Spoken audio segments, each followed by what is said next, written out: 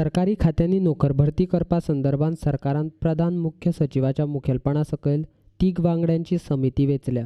तेच आता गोंय कामगार वेंचणूक आयोगाचे काम पळयतले, अशें मुखेलमंत्री सावंतान गोंय कामगार वेंचणूक आयोगा संदर्भात विचारिल्ल्या प्रश्नाचेर सांगलां।